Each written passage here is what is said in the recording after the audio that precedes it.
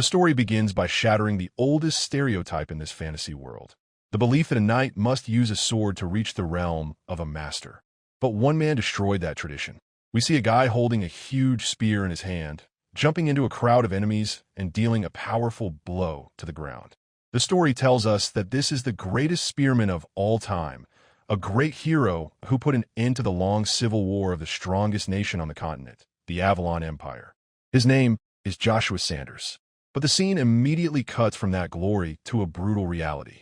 The castle is burning in the background, and the main character is standing on the rubble, but then we see him kneeling on the ground, coughing up blood. He looks completely powerless. A mysterious voice analyzes his condition, stating that he is a martial artist who developed his mana to the limit. But now, demonic energy and divine power are clashing inside his body. The voice remarks that if he were a normal person, the impact of this clash alone would have already killed him. Enraged and confused, Joshua asks why. Clenching his hand into a fist, he shouts that he never greed for the throne. He never even had a desire for it.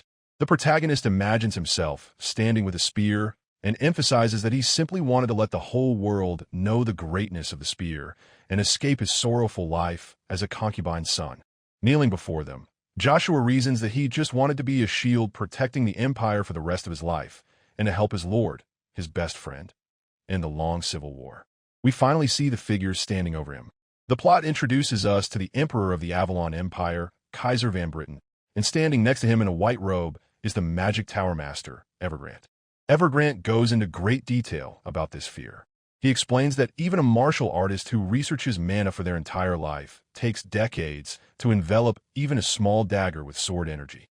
But looking at Joshua's weapon, Evergrant notes that on a spear as long as two people stack together, Joshua can completely envelop it with energy. He admits that Joshua reached a height greater than just energy long ago. Then, the Magic Tower Master reveals the true horror they felt. He mentions the orb they found in the Amon ruins. He confesses that he was so scared that Joshua's gut-wrenching spear would one day hack him to pieces that he thought he was going to go insane.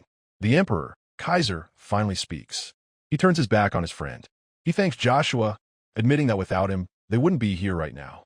But he says he can't bear to watch the final moments of his best friend. He bids him farewell, calling him my good friend, and they begin to walk away. Joshua is furious. He screams Kaiser's name, swearing this isn't the end. But suddenly, a blue light shines from the ground beneath him. Joshua realizes it is an explosion magic circle. He calculates he has about 5 minutes left. He punches the ground, mocking his own title, the Unrivaled Spear Knight, calling it an empty name. He closes his eyes, thinking that he is just a lousy knight dying in a nameless forest, betrayed by a trusted friend. As gusts of wind swirl around him, Joshua looks at his weapon lying next to him. The blood-red spear, known as the death god of the battlefield, Lugia. Suddenly, the spear begins to emit a dark red aura. Joshua is shocked. He thought it held some special power, but he never imagined it would manifest like this in such a situation. He reaches out a trembling hand toward the spear, whispering just a little more. His fingers brush the weapon, and the magic circle detonates.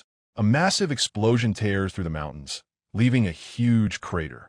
The story tells us that Joshua Sanders met a vain end unbefitting his fame. The screen goes black, and then Joshua gasps for air. He jolts awake, looking around frantically. He asks where this stable came from. He is confused, knowing he should have died in the explosion. He looks down at his hands and freezes. They are tiny. He asks, I became younger. He looks around the stable and recognizes it as the place where he used to live. The realization hits him.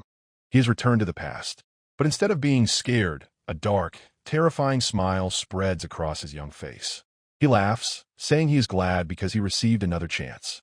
He calls out the name of his enemy, Kaiser Van Britten, and vows that this time it will be different. Joshua is standing in the stable, clenching his small, childish fist, satisfied that he has a second chance at life. But his moment of triumph is immediately interrupted. 3 men march into the stable. One of them shouts, Hey you, what are you doing here instead of cleaning the horse shit like you were asked? These aren't just random thugs. These are the soldiers of Duke Agnes, centurions named Rolls, Royd, and Gort. Gort, the big one, frowns and demands an answer, telling Joshua he should speak when spoken to. But the skinny one, Rolls, smirks and reminds them, Have you forgotten? He's a mute. Of course, he won't be able to reply. Joshua stands there silently. Internally, he reveals a painful truth to us. He isn't actually mute. In his past life, he only acted like a mute because he knew if he spoke, he would be beaten even more severely. The soldiers look around, noticing someone is missing. They ask where Lucia is. Hearing that name, Joshua's expression darkens. He explains to us that Lucia is the Agnes family's exclusive servant, and she is his mother. Joshua is the illegitimate child of the Duke. Born after Duke Agnes forcefully slept with Lucia. Because of this, the soldiers despise him. They know he has noble blood flowing through his veins, yet he is lower than them. They get a bizarre, twisted satisfaction from bullying a noble bastard. Joshua looks at the three of them, Rolls, Royd, and Gort, and renews his vow. He decides he will take revenge on them someday. The soldiers continue their chatter. Royd, looking annoyed, says he misses Lucia. Rolls tells him to shut up, warning that they'll be in trouble if someone hears them. But Gort scoffs. He points out they're in a remote stable. No one is around except the mute. Then they drop a bombshell. Royd mentions that Duchess Vanessa, the Duke's wife, has given them a standing order. She said that even if they got rid of Lucia and Joshua secretly, she would take full responsibility. Royd grins, realizing this is the perfect opportunity since Lucia is nowhere to be seen. They decide that since the mother isn't here to protect him, they will just play with Joshua until she gets back. Hearing them threaten his mother, Joshua snaps. He thinks, "You who insulted my mother, I can't let you off for that." Joshua closes his eyes and begins to concentrate. He wonders if it will work in this young body. He recalls a specific mana training method he discovered in his previous life, deep in an ancient ruin alongside his spear, Lugia. He explains the mechanics of this power. Normal knights use a breathing method that stores mana in a mana hall located in the lower abdomen, like a container. But Joshua's ancient method is different. It doesn't use a container. Instead, it absorbs the scattered mana from the surroundings directly, from the air, the blue roses, the water. His whole body becomes a conduit. Because he doesn't need to spend years forming a mana hall like normal people, he realizes he can skip the process that takes others years to complete. He has a massive head start. The soldiers make their move. Royd steps forward, cracking his knuckles. He says he's feeling angry today. Apparently, he got rejected by a lady he tried to flirt with, and decides to use Joshua as a punching bag. He picks up a wooden stick, yelling that he won't hold back. He sees Joshua standing there with his eyes closed and mocks him, asking if he fainted from fear. But Joshua isn't fainting. He is gathering just a handful of mana. He realizes that in his past life, it took him 10 years to learn to move this much mana. Now, he could do it instantly. Joshua opens his eyes. Royd swings the stick. But Joshua moves. He steps in and drives a fist straight into Royd's gut. Bam! Royd's eyes bug out. He collapses to the ground, clutching his stomach, vomiting. Gort and Rolls stand there, stunned, stammering. H, how did he do that? What has happened? Joshua looks at his fist. It's glowing with a faint energy. He feels a strange, sticky, disgusting sensation in his lower abdomen. He realizes that forcing mana through a body that has never used it before is taking a toll. It's dangerous. Gort recovers from the shock and draws his real sword. He yells, "You bastard! How dare you scare me?" Joshua analyzes the situation calmly. Taking on a trained soldier armed with a long sword using a child's body is risky. But he calculates that if he takes down Gort quickly, Rolls, who is the most cowardly and cautious of the three, won't dare to attack. Gort charges, shouting, "Today is the day you die." He swings the sword down. Joshua dodges the blade by a hair's breadth. He steps inside Gort's guard. He concentrates the mana into his fist again. Smash! He punches Gort square in the face. The big soldier is sent flying backward, crashing into the dirt. Now, only Rolls is left. Rolls is trembling. He looks at the mute, boy, and realizes this isn't normal. He thinks, to think a mute like him has been hiding these abilities. Twice isn't a coincidence. Joshua stands over him, panting. He knows he's reaching his limit. The pain of using mana in an untrained body is intense. But he can't show weakness. Joshua stares Rolls dead in the eyes and shouts, "Tell the rest." Rolls freezes. "Why you? You're able to speak." Joshua walks toward him, his voice filled with killing intent. He declares, "From this moment onwards, to all you centurions and any other bastard who insults my mother, I swear upon my own name, I will never let you off." That breaks Rolls completely. He screams, "Hey, a monster!" and turns around, running away as fast as he can. Joshua watches him flee. As the adrenaline fades, the exhaustion hits him like a truck. He falls to his knees, gasping for air. Huff, huff. His vision blurs. He collapses onto the dirt, cursing, "Damn it," as the screen fades to black. The morning sun rises over the Agnes estate, but the air is thick with a rumor that feels more like a ghost story. Word is spreading through the halls. Joshua, the mute boy from the stables who could barely speak a word, supposedly just decimated 3 veteran centurions. The servants and soldiers are in a frenzy. Some whisper that he was never actually mute and was simply biding his time, pretending to be powerless. The skeptics, led by a soldier named Brown, find the whole thing laughable. Joshua is barely 9 years old. How could a child 5 years younger than the elite young Master Babel take down 3 trained warriors with his bare hands? But the fear remains. If this rumor is true, the Duke's carefully laid plans for his successor might be in total jeopardy. After all, young Master Babel is the family's golden child, having become a mana user at the age of 14, surpassing even Duke Agnes, who didn't reach that level until he was 16. To everyone at the estate, the idea of a stable boy competing with such a genius is nothing short of absurd. While the estate gossips, the reality is being weighed in the Duke's office. Rolls, a centurion from the 29th Battalion, kneels trembling before Duke Agnes and the chief knight, Chiffon. On the desk lies a piece of evidence that defies logic, armor made of orc leather, shredded and mangled. Rolls insists that Joshua did this with his bare hands, but Chiffon is livid. He argues that a 9-year-old wielding mana in a real fight is unprecedented in the entire history of the continent. Chiffon is convinced the Centurions are lying to cover up the fact that they were caught bullying the boy, and he demands permission to drag Rolls away and discipline the soldiers for their incompetence. Rolls begs for his life, swearing it's the truth, until the Duke finally intervenes. Duke Agnes realizes that rumors of this magnitude cannot be ignored. He decides he will meet this concubine's child in person. It's a move that shocks Chiffon. The Duke rarely even showed this much interest in the genius Babel. Meanwhile, Joshua is summoned and finds himself walking through the grand corridors of the mansion. He stops in his tracks when he sees a portrait of Marcus Van Britten, the current emperor of the Avalon Empire. Seeing that face reignites a furnace of rage within him. This is the man, his friend Kaiser, who betrayed him in his past life. As he clenches his fist, swearing revenge, he is interrupted by the arrogant voice of young Master Babel. Offended that Joshua is ignoring him, Babel demands to know what a bastard like him is doing there. When Joshua continues to walk, Babel loses his temper and tries to strike him. But in a flash of movement, Joshua catches Babel's hand. The sound of Babel's bones creaking under the child's grip echoes in the hall, and the genius of Agnes is left paralyzed by a power he doesn't understand. The tension is broken when Duke Agnes and Chiffon arrive on the scene. Babel immediately drops to one knee to greet his father, but Joshua remains standing, offering only a slight, defiant nod. Chiffon is outraged by the disrespect, but the Duke's eyes are locked onto Joshua. He sees the cold, boiling malice in the boy's eyes, a look that doesn't belong on a 9-year-old. Determined to see the truth, the Duke orders Joshua to come closer. He needs to confirm if this child is truly a mana user.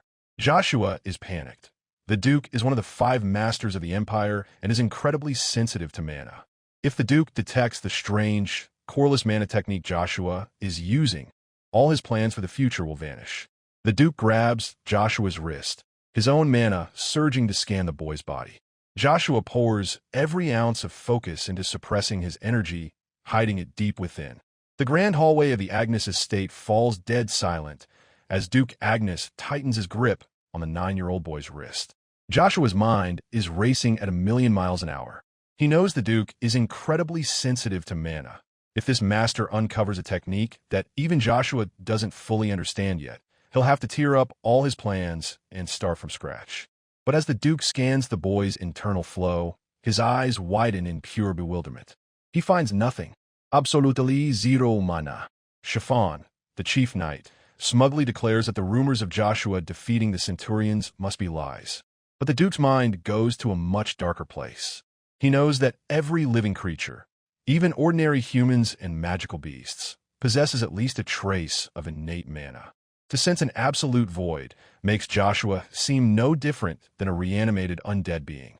Furthermore, where the boy's mana hall should be, the Duke senses something unnatural, a sticky mass emitting a negative energy that fills him with deep disgust.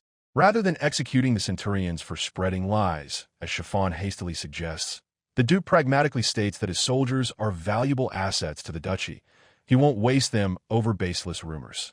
Instead, he makes a ruling that shocks the hallway. Joshua will no longer sleep in the stables. He will reside inside the mansion. Young Master Babel stutters in sheer outrage, protesting that a bastard child cannot be given such privileges, but the Duke silences him with a single, sharp glare. The Duke then issues a direct order to Chiffon. Starting tomorrow, train Joshua in the basics of knighthood. If the boy shows even a sliver of talent, he is to be taught the highly guarded mana training methods of the Red Knight Order. Chiffon is baffled, pointing out the boy has no mana, but the Duke simply states he has high hopes for the upcoming year. The Duke usually spends most of his year in Anardi, the golden palace and capital of the Avalon Empire, so he will be leaving soon. Chiffon escorts Joshua to a lavishly furnished room. Visibly irritated by the boy's silent, cold demeanor, Chiffon mutters that Joshua shows zero thankfulness after being blessed with all these benefits. He tells Joshua to call if he needs anything and slams the door. Exhausted, Joshua collapses onto the bed. He realizes he is in grave danger. The fact that the Duke felt something inside him means the Duke knows a secret about Joshua's body that even Joshua doesn't fully comprehend. Joshua knows he cannot rest. He must regain his past life's strength immediately. Under the cover of night, he channels mana into his legs and jumps seamlessly from his mansion window, landing perfectly in the courtyard below. He notes that the physical recoil on his child-sized body from using mana earlier has already started a lesson. Suddenly, a crippling pain shoots through his abdomen. Deep within his core, a terrifying clash is occurring. Two violently opposing forces are mixing and tearing at him. Holy divine power and pure demonic energy. Just as the internal pressure threatens to break him, a third, overwhelming force surges forward to suppress the chaos. It is the spiritual manifestation of his legendary blood-black spear, Lugia. Joshua realizes that Lugia has somehow entered his body and is acting as a seal to hold these two volatile powers at bay. Subduing all three of these energies is the only way he will ever reclaim his throne as the unrivaled Spear Knight. The violent clash of energies within Joshua releases an echoing sound into the night. Two estate guards carrying torches patrol the alleyway. One guard stops, swearing he heard something strange. The other peers into the darkness, sees nothing, and brushes it off, suggesting they just head back to switch shifts with the next group. Joshua evades them completely, but while Joshua is mastering his core, a brutal scene unfolds elsewhere. The three Centurions, Gort, Lloyd, Royd, and Rolls, have cornered Joshua's mother, the maid Lucia. Their military ratings and reputations have hit rock bottom because of Joshua, and they are here for revenge. Lucia fights back desperately, biting Gort's hand. Enraged, Gort slaps her viciously, sending her head crashing into the hard floor. He grabs her by the hair, demanding she stay still.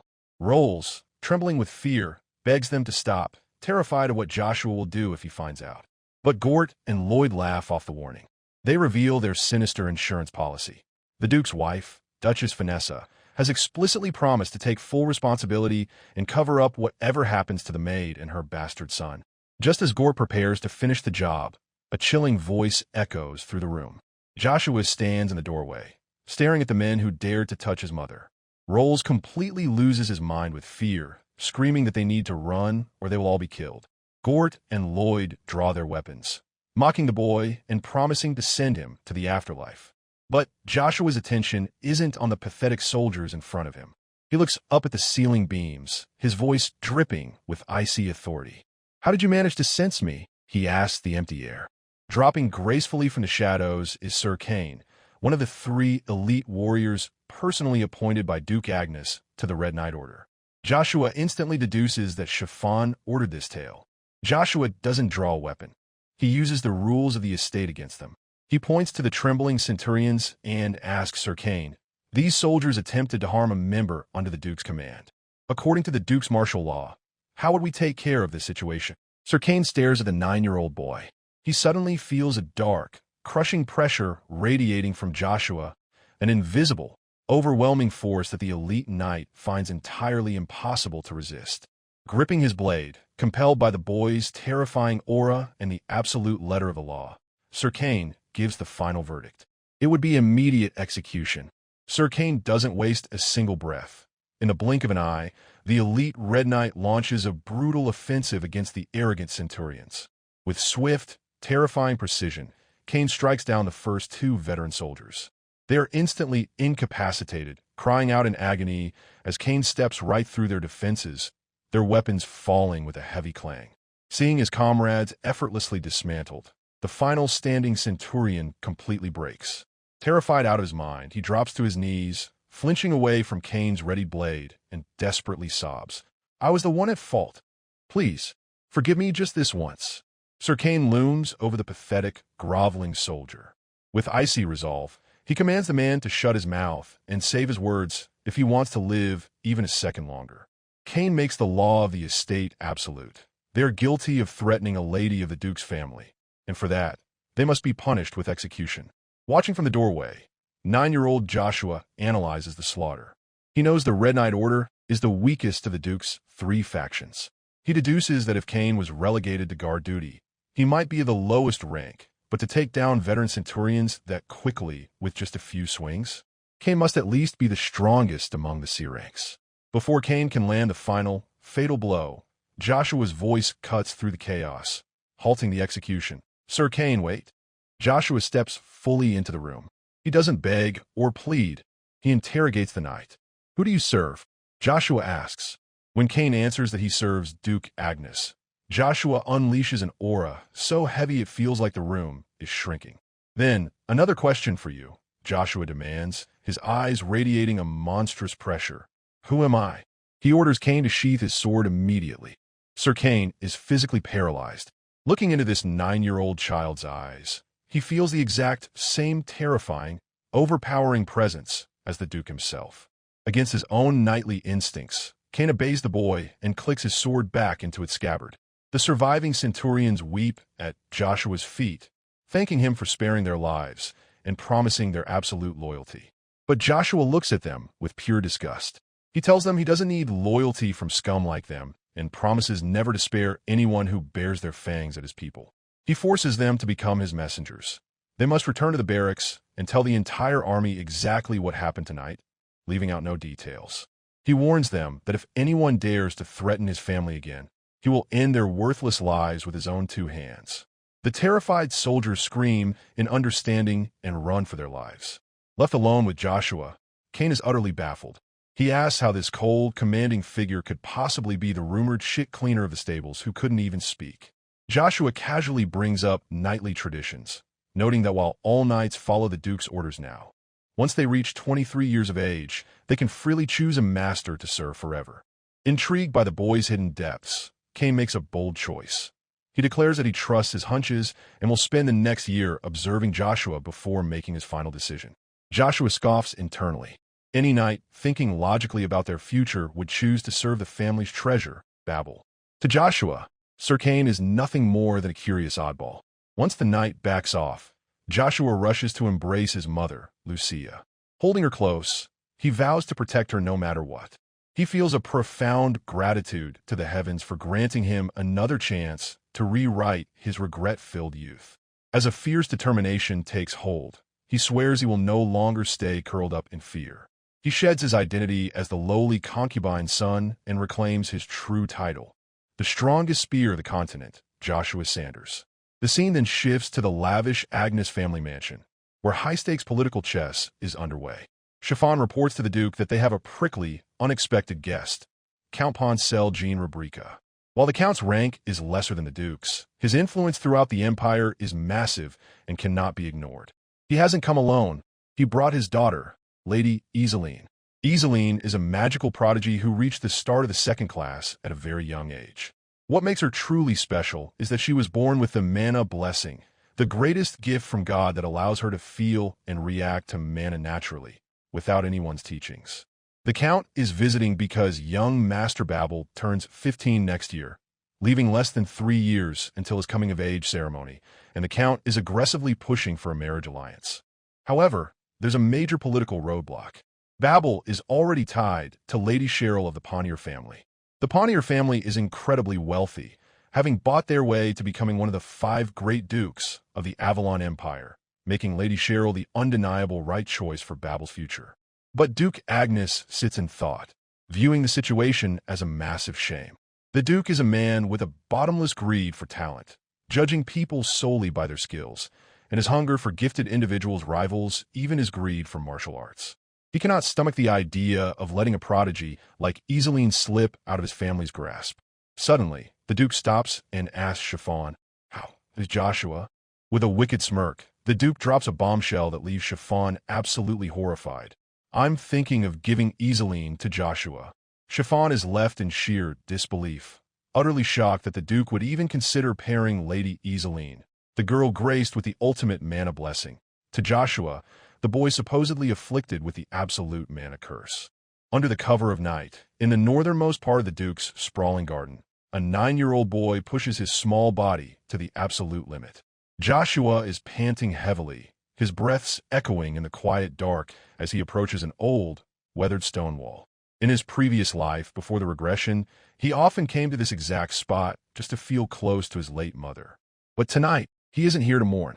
He reaches his small hands up the stone, quickly realizing that the wall feels significantly higher now that he is trapped in the body of a child. He desperately fumbles along the cold surface, searching for a secret path he had only discovered by pure chance in his past life. With a heavy thunk, a hidden mechanism gives way, revealing a dark, dripping cavern. Joshua steps inside, his heart pounding. This is the sacred sanctuary where he first discovered his legendary weapon, Lugia. However, as Joshua steps deeper into the cavern, his anticipation shatters into sheer confusion. He looks around in disbelief, wondering if this ruined, crumbling mess is truly the temple from his memories. When he first discovered this place in his past life, the temple was pristine, and his weapon, Lugia, was a majestic spear wrapped in heavy chains, resting atop a grand podium. But now, sitting in the rubble where his legendary spear should be, is nothing but a rusty, pathetic-looking iron rod. Before Joshua can even process the disappointment, a blinding white light violently erupts from the iron rod, completely swallowing him and the entire cavern. Joshua shields his eyes, crying out as he finds himself transported into a vast, empty, white void. A booming, otherworldly voice echoes from the light, calling out to him. The voice declares that it is no mere iron rod. It is the demon god's spirit, Lugia. Joshua's mind is completely blown by this revelation. The weapon he had fought alongside for his entire past life wasn't just a spear. It was the demon god's treasure. He realizes that Lugia must have traveled back in time with him, altering its physical form in the process to become this iron rod. But there is no time for a heartwarming reunion. Lugia's spirit immediately delivers a grim, urgent warning. They're completely out of time. The two opposing forces currently residing within Joshua's body, the divine and demonic energies, are acting like a ticking time bomb, actively eating away at his life force as time passes. To survive this internal war, Lugia explains there is only one method. Joshua must forcefully settle the two energies and recover his latent strength within an incredibly short period. To even stand a chance, his child body requires the power of Magic Spear Art Stage 4. Joshua perfectly remembers the ancient magic spear arts he had learned. On the Igrant continent, the sword is universally worshipped as the absolute greatest weapon for a knight, while spears are mocked and dismissed as flimsy secondary weapons. But Joshua's spear techniques, which were discovered alongside a unique mana cultivation method, exhibited such enormous strength that the number of people who could fight him evenly before his regression could be counted on a single hand. To put it in perspective, out of the 8 ranks of knights, a rank A master who can form a sword with their mana is considered an absolute being at the 5th rank. Joshua's magic spear arts at stage 4 sits just below that, placing him at the terrifying level of an uncontested B rank. Reaching that stage is how he originally became the strongest knight in the Empire. He knows he can reach that peak again, but his current, fragile 9-year-old body makes mana cultivation nearly impossible. Sensing his despair, Lugia offers the ultimate cheat code. The demon spirit promises that as long as they are together, Joshua will be able to use a fixed, certain amount of mana with absolutely zero consequences to his body. Just as Ligia gives him this incredible news, the spirit's voice begins to glitch and fade out, and the white void violently shatters. Joshua snaps back to reality in the dark cave. He realizes what this means. As long as he is near Ligia, he possesses a unique mana cultivation method found nowhere else on the entire continent. Wasting no time, Joshua falls into a combat stance. He concentrates a fistful of mana to a single point and executes a flawless, explosive thrust forward. That's Magic Spear Art Stage 1, he proudly declares, thrilled that he has successfully taken his first step back to supremacy. With his power returning, his eyes burn with a cold vengeance. He calls out the name of the emperor who betrayed him, swearing to the heavens, "Kaiser Van Britain, I'll grow stronger and take everything from you." Meanwhile, miles away from the dark, ruined cavern, a massive political storm is brewing in the opulent guest reception room of Duke Agnes. Duke Agnes confidently strides into the grand hall, greeted by the most powerful figures in the empire. Front and center is Lady Cheryl D. Pontier, the highly esteemed daughter of the fabulously wealthy Pontier family. Beside her stands Count Coxlawn Vegan, a distinguished retainer who controls the flow of all the Pontier family's vast riches. Count Cox immediately bows, nervously apologizing for arriving so unexpectedly late, blaming the intrusion on Princess Cheryl's impatience. But the Duke simply laughs it off, noting that she is just acting like a child her age. The atmosphere is thick with political banter. The Duke cheekily suggests that if Count Cox is truly so sorry, he should leave the Pontier family and devote himself to the Agnes family instead. Cox politely expresses his gratitude for the offer, but Cheryl immediately jumps in. She calls the Duke cruel, teasingly scolding him for nonchalantly trying to steal another family's treasure right in front of her. The Duke erupts in laughter, noting that this bold attitude is exactly the Cheryl he knows. Cheryl then cuts straight to the chase, proving exactly why she's there. She asks the Duke directly if the rumors are true, that his son Babel has already become a rank C knight, adding with a sly smile that it's about time she starts recruiting. Count Cox frantically apologizes for the princess's excessive, immature words. The Duke is highly amused by the exchange, but then the entire energy in the room shifts. The Duke slowly turns his gaze away from the wealthy Pontier royals and looks toward the dark corner of the reception room. Standing there awkwardly, completely ignored until this exact moment, are Count Poncel Jean Rubrica and his magical prodigy daughter, Iselin. With a chilling, unapologetic smirk, Duke Agnes simply says, "My apologies, Poncel. I had forgotten about you." The scene opens in the tense atmosphere of Duke Agnes's grand reception room. The Duke is meeting with Count Poncel Jean Rubrica and his daughter, Iselin. Lady Cheryl D. Pontier is also present, and the air is thick with political maneuvering and thinly veiled insults.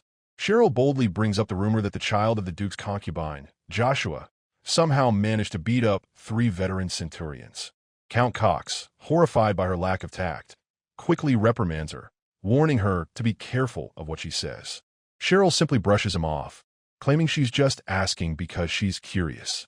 Cox attempts to save face by stating it's an unconfirmed rumor, and that young Master Joshua is not only physically weak, but was also born with a mana curse, making it impossible for him to defeat 3 trained soldiers. This revelation catches Count Poncel's attention. "The second young master has a mana curse?" he asks in surprise. Duke Agnes seizes the opportunity. He turns to Count Poncel and asks if he would like to take care of the boy.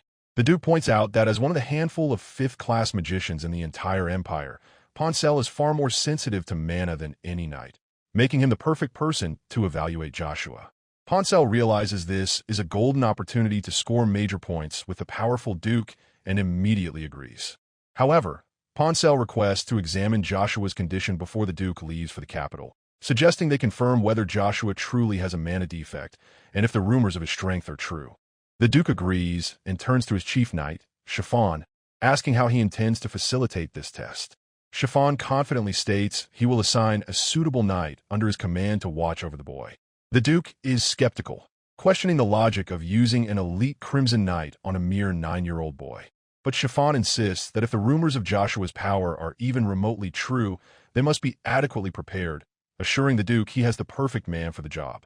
The scene shifts to Chiffon's private office.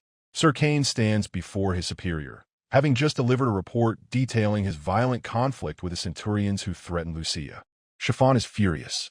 He acknowledges that Cain has the authority to issue punishments according to military rules, but berates him for acting too hastily. Cain defends his actions, stating the centurions were trying to harm the Duke's wife. Chiffon is initially shocked, thinking Cain means the Duchess, Vanessa. When Cain clarifies he meant Lucia, the Duke's second wife, Chiffon dismisses her as a mere servant, outraged that two centurions were crippled over her. Cain stands his ground, arguing that Lucia is officially the Duke's wife and that insulting her is equivalent to challenging the Duke himself. Chiffon, unwilling to push the matter further, relents but issues a new order. Chiffon commands Cain to spar with young Master Joshua today. Cain is shocked, but Chiffon explains it's a necessary test to confirm if Joshua truly has the mana curse. Chiffon's true motives are quickly revealed. He fears that if Joshua is left unchecked, he might eventually become a stumbling block for young Master Babel. When Cain asks if Chiffon genuinely believed Babel could lose to Joshua, Chiffon violently rejects the idea, calling Babel a once-in-a-generation genius who wouldn't trip over a mere pebble like Joshua. Cain silently disagrees, having witnessed Joshua's terrifying aura firsthand. To Cain, Joshua isn't a pebble, but a meteor capable of splitting the earth. Chiffon then gives Cain a sinister, secret order.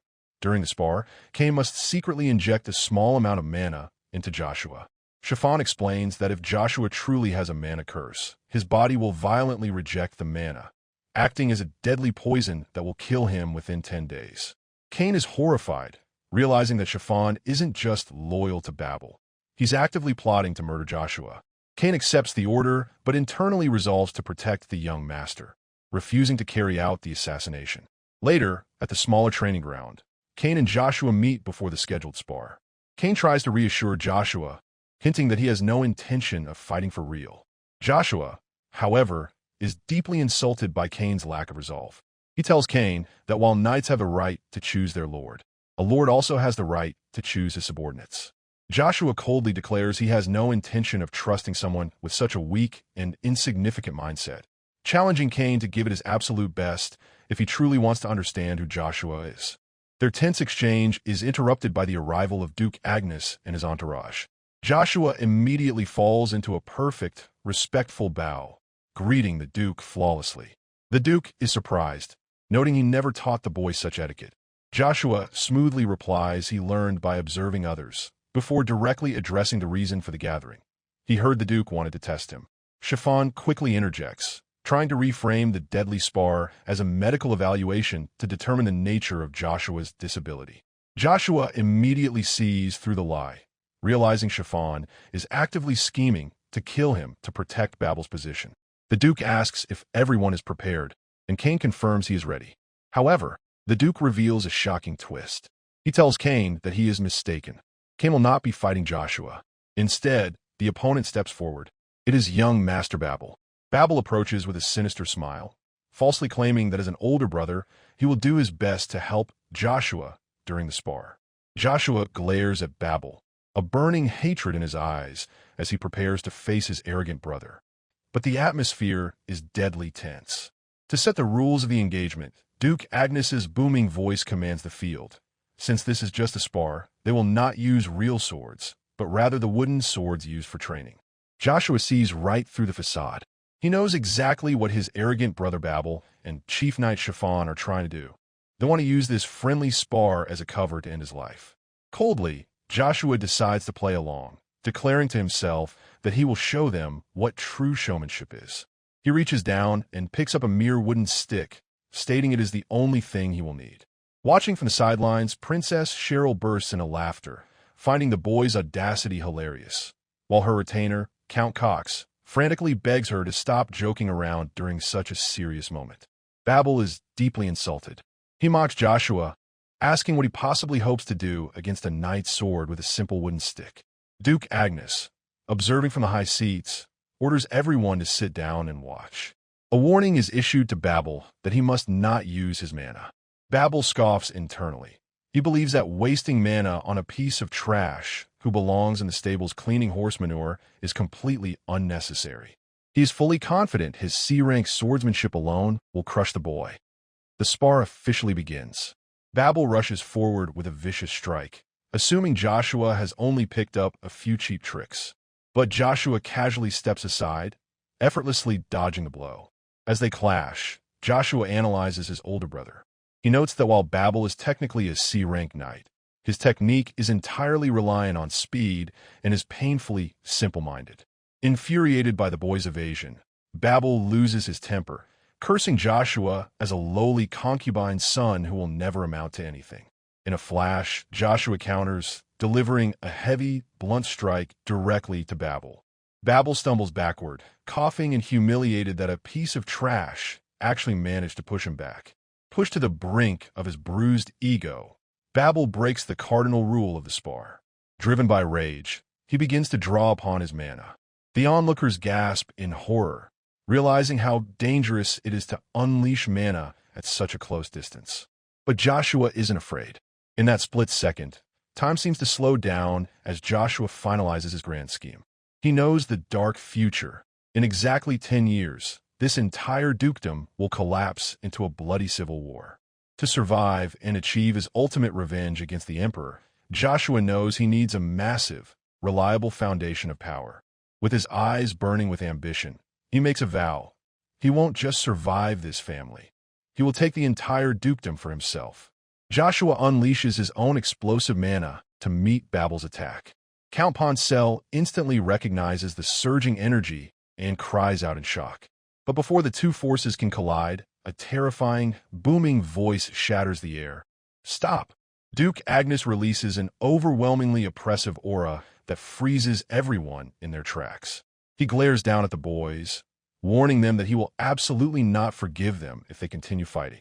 The training ground falls dead silent, followed immediately by whispers of pure disbelief.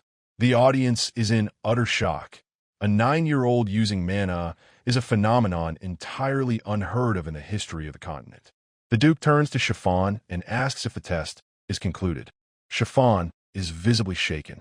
He stammers, pointing out that the mana Joshua emitted was fundamentally different from normal mana, especially in its unnatural concentration. But the Duke swiftly and coldly shuts him down. Mind what you say. The onlookers realize the terrifying truth. The sheer amount of mana Joshua displayed makes the supposed genius Babel look like absolutely nothing in comparison. Highly intrigued by this monstrous revelation, Duke Agnes issues an order that shocks the estate to its core. He tells Joshua to come to his personal room tonight. The onlookers are paralyzed. The Duke has never, in his entire life, called anyone into his personal chambers. Babel trembles violently, his worldview shattered as he wonders how the stable boy became such a monster. Joshua respectfully bows and accepts the summons. Back in the Duke's guest room, Princess Cheryl de Pontier is literally jumping up and down on the bed, screaming in absolute thrill about how amazing the fight was. Count Cox desperately pleads with her to calm down and remember her dignity. But Cheryl ignores him, completely captivated by the impossibility of a 9-year-old mana user. Brushing aside the stigma of his birth as a concubine's son, she makes a bold, game-changing declaration. I've decided. I will make that boy mine. So that's it for today. If you want part 2, then write Joshua in the comments.